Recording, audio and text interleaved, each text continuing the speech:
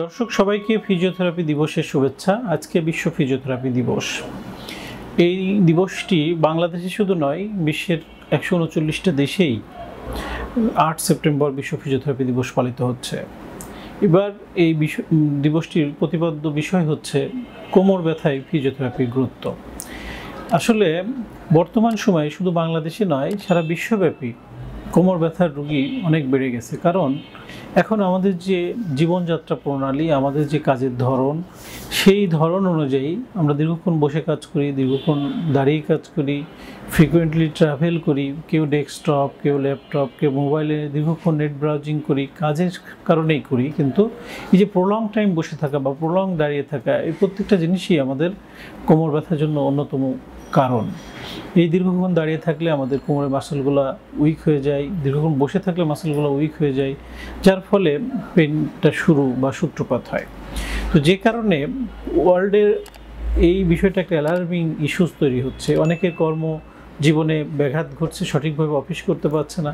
যে কারণে এবছর এই দিবসটির প্রতিপাদ্য রাখা হয়েছে কোমর ব্যথা নিয়ে। তো দর্শক, এই কোমর ব্যথা কেন হয় এবং এটা পরিত্রাণ পেতে আমাদের করণীয় কী, এই বিষয়গুলো নিয়ে আলোচনা করব। কোমর ব্যথার অনেক কারণ রয়েছে। এটা একটা আমব্রেলা টার্ম। 15 থেকে 20টা কারণে কোমর ব্যথা হতে পারে। তবে পরিসংখ্যানে বা গবেষণায় দেখা গেছে 80% কোমর ব্যথাই আমাদের পোস্টারাল কারণে বা আমাদের বসার ভঙ্গি, আমাদের কাজের ধরন, এইগুলোর সাথে রিলেটেড। যেমনটি বলছিলাম যে দীর্ঘক্ষণ বসে থাকার ফলে আমাদের কোমরের যে মাংসপেশি সেগুলো উইক হয়ে যাচ্ছে। এই যে দেখেন, দর্শকদের একটু দেখায়, আমাদের স্পাইনের গঠন অনুযায়ী কোমরে একটা কার্ভ আছে।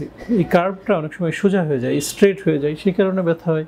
এবং এই যে কোমরের মাংসপেশি বা লিগামেন্টগুলো আমাদের হাড়গুলোকে ধরে রাখে, যখন সেই মাসল বা লিগামেন্টগুলো উইক হয়ে যায়, সাইডের যে মাংসপেশি, তখন আমাদের ব্যাক পেইন হয়। এবং তখন দুই হাড়ের মাঝখানে যে জেলি লাইক সাবস্টেন্স, সেটা অনেক সময় পেছন দিকে সরে যায়। সেটাকে আমরা ইন্টারভার্টিব্রাল ডিস্ক বলি, যে নার্ভের উপর কম্প্রেস করে পেইনটা রেডিয়েট করে পায়ের দিকে চলে যায়। পাটা ঝিনঝিন অবশ অনুভব করি, দীর্ঘক্ষণ দাঁড়িয়ে থাকা বা হাঁটতে গেলে আমাদের সমস্যা হয়। এরকম উপসর্গ নিয়ে এমন কোনো পরিবার নেই যে পরিবারে 2-1 জন কোমর ব্যথায় আক্রান্ত রোগী নেই। কিন্তু সমস্যার যে বিষয়, সেটা হলো আমরা এটা থেকে পরিত্রাণ পাচ্ছি না। আমরা দিনের পর দিন ব্যথানাশক ওষুধ খাচ্ছি, ওষুধ খেলে একটু ব্যথাটা কম থাকে, বন্ধ করলে আবার ব্যথা হয়ে চলে আসে, কিন্তু সমস্যার সমাধান হচ্ছে না। এবং যার ফলে রিসেন্ট একটা স্টাডিতে পরিসংখ্যানে দেখা গেছে যে কোমর ব্যথা বা এই রিলেটেড ব্যথা জাতীয় সমস্যার সমাধানে ব্যথানাশক ওষুধের ব্যবহার এত পরিমাণ বেড়েছে, যেটা ব্যথানাশক ওষুধজনিত কিডনি ফেলিওরের সংখ্যা, লিভার ফেলিওরের সংখ্যা দিন দিন বাংলাদেশে বেড়ে চলেছে। এই জন্য এটা একটা অ্যালার্মিং ইস্যু যে এই কোমর ব্যথা প্রতিরোধ করতে আমরা কিভাবে ব্যথানাশক ওষুধ ব্যবহার কমিয়ে কিভাবে ভালো থাকতে পারি। এবং সেক্ষেত্রেই ফিজিওথেরাপি একটা বিরাট গুরুত্বপূর্ণ ভূমিকা পালন করে।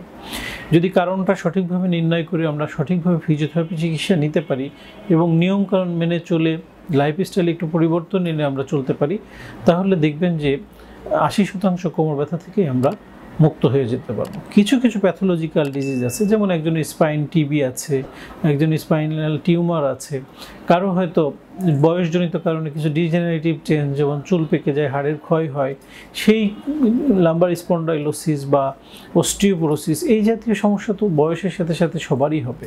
সেইগুলো ছাড়া যে মেকানিক্যাল কারণে যে পেইনগুলো হচ্ছে, সেগুলো আমরা প্রতিরোধ করতে পারবো। তা আসুন আমরা আজকে এই বিশ্ব ফিজিওথেরাপি দিবসের যে প্রতিপাদ্য, সেটাকে গুরুত্ব দিয়ে কোমর ব্যথায় ফিজিওথেরাপি চিকিৎসাটাকে প্রাধান্য দিই এবং একজন ফিজিওথেরাপি চিকিৎসকের তত্ত্বাবধানে ফিজিওথেরাপি নিয়ে তার নিয়ম কানুনগুলো যদি আমরা মেনে চলি, তার শেখানো এক্সারসাইজগুলো আমরা যদি করি, তাহলে অনেকাংশেই এই কোমর ব্যথার ভয়াবহতা থেকে আমরা নিজেদেরকে সুস্থ রাখতে পারবো।